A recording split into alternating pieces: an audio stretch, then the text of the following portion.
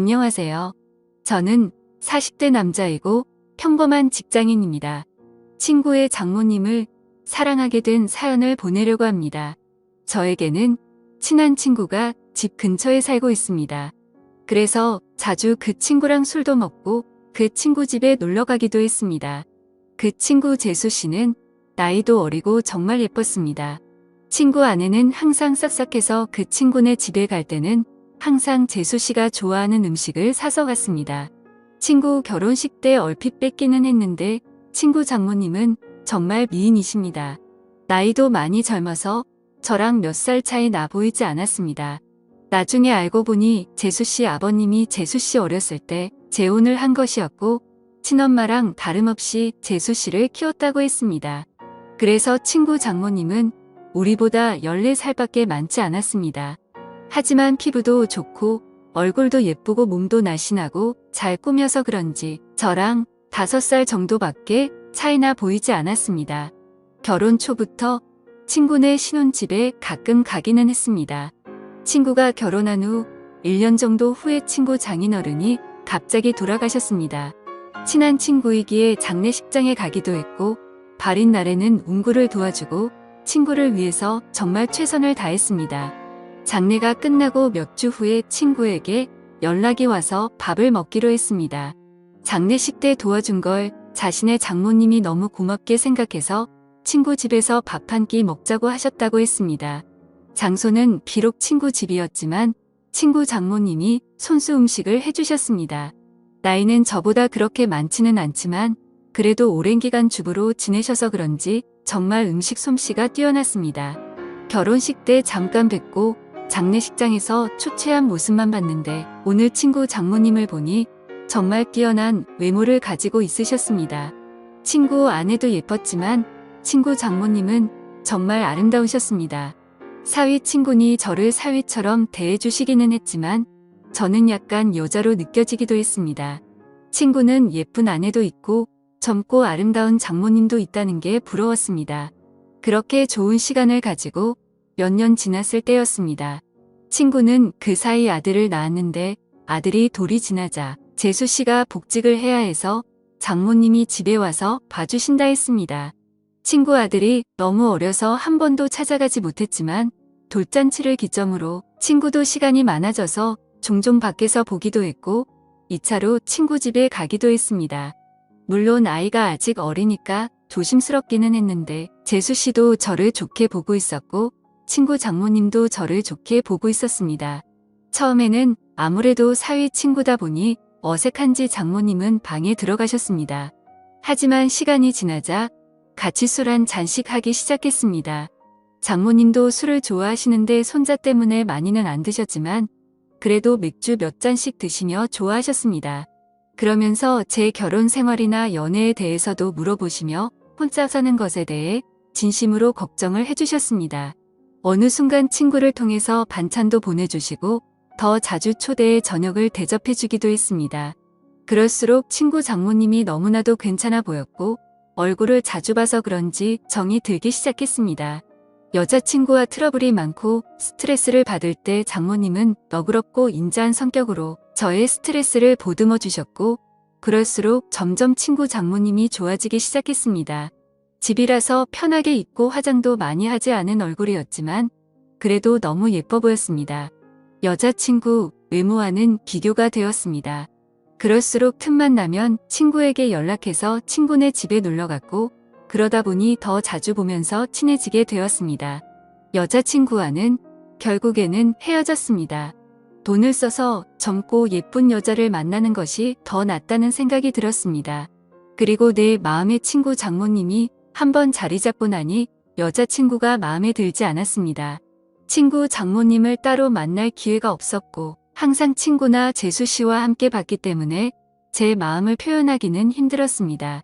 어떻게 연락처를 가지고 있기는 했지만 가끔 안부식으로 몇 번 연락을 한 게 다였습니다. 그러다 어느 날 기회가 왔습니다. 친구가 아내와 아들을 데리고 며칠 해외여행을 간다고 했습니다. 장모님에게 같이 가자고 했지만 새 식구 오붓하게 다녀오라며 자신은 좀 쉬기도 하고 친구들도 만날 거라고 했습니다. 저는 그게 기회라고 생각해서 따로 친구 장모님을 만나기로 했습니다. 친구가 여행을 간다고 한 날 연락을 했습니다. 친구 여행 가서 혼자 계시느라 심심하지 않으시냐? 그동안 저에게 대접을 잘 해주셔서 한번 대접을 하고 싶다고 했습니다. 장모님은 스케줄이 좀 있다고 하셨고 스케줄 없는 날에 그런 맛있는 거 사달라고 하셨습니다. 친구 장모님이 먹고 싶다는 메뉴를 검색해서 일부러 차로 몇십 분 가야 하는 괜찮은 맛집을 알아봤습니다. 장모님도 좋다고 하셨고 제가 차를 몰아 장모님을 태우려고 친구네 집으로 갔습니다. 그동안 친구 집에서 편한 모습만 봤었는데 외출을 한다고 꾸민 장모님을 보니 정말 아름다웠습니다. 누가 보면 정말 40대인 줄 알 정도였습니다. 물론 저를 사위 친구로 생각하시고 편하게 오신 거였지만 저는 꾸민 그녀를 보자 첫 데이트 마냥 심장이 쿵쾅거렸다. 드라이브도 하고 남한강이 보이는 분위기 좋은 곳에서 맛있는 밥도 먹었습니다. 조금이라도 그녀와 더 있고 싶어서 분위기가 좋은 카페에 가서 이야기도 많이 했습니다. 장모님은 이제 손주도 다 컸고 어린이집 학원은 친구나 재수씨도 할 수 있으니 이제 슬슬 친구네와는 따로 살 생각이라고 했습니다. 친구 부부에게도 얘기를 했는데 아직은 같이 살기를 원한다며 아마 혼자 지낼 자신이 걱정돼서 그런 것 같다고 했습니다.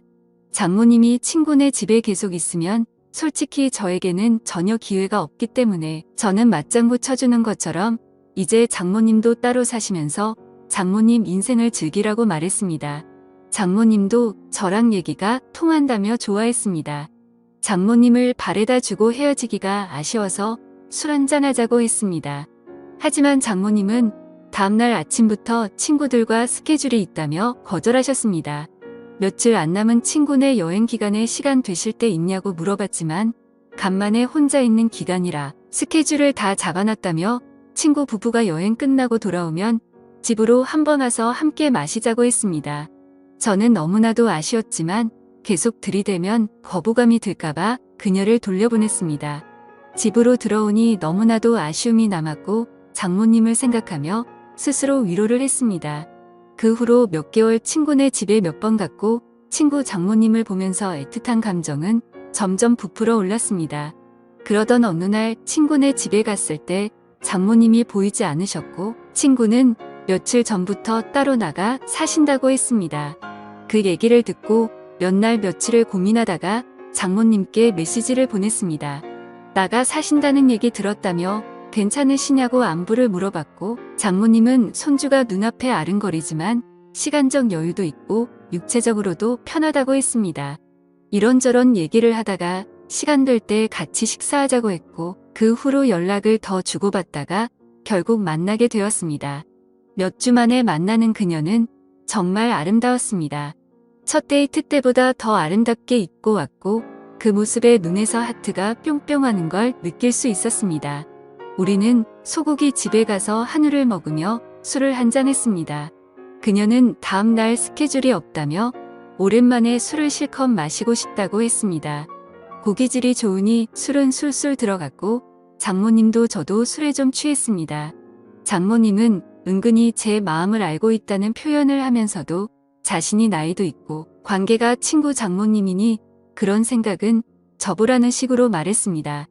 그 소리에 처음에는 당황하기도 하고 부끄럽기도 했지만 나이가 뭐가 중요하고 그리고 비밀로 하면 관계가 뭐가 중요하냐며 제 마음을 고백했습니다.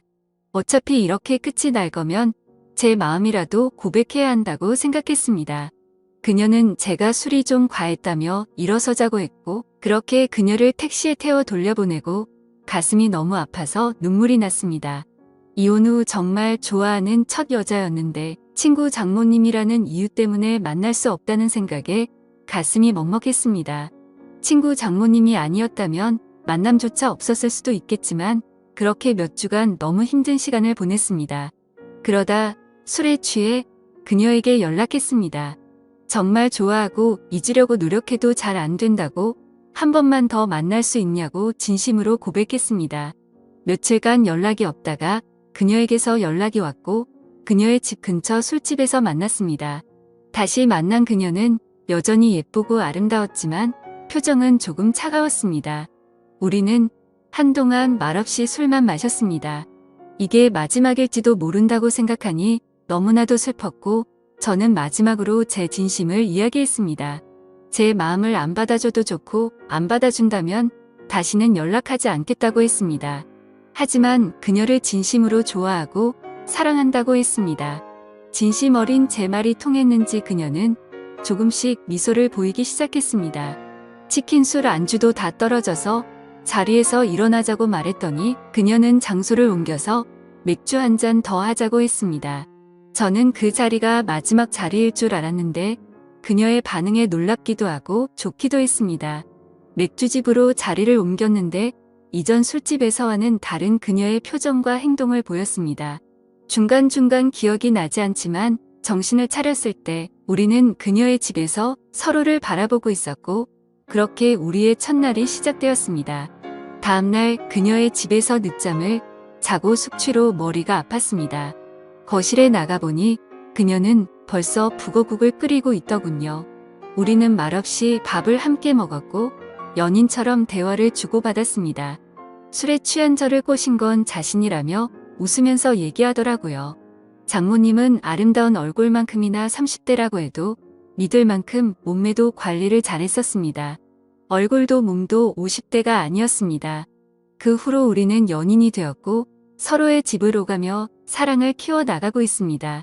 그녀와 저의 나이 차이는 전혀 문제될 게 없고 비밀만 잘 지키며 사랑한다면 관계에도 문제가 없을 것 같습니다. 저도 그녀도 서로에게 푹 빠져 있고 이렇게 오랫동안 함께 사랑하고 싶습니다. 어떻게 보면 남들이 손가락질할 관계이지만 저도 혼자이고 그녀도 혼자인데 그런 게 문제가 되는 현실이 너무나도 안타깝습니다. 오늘의 사연은 여기까지입니다. 긴 사연 끝까지 읽어주셔서 감사합니다.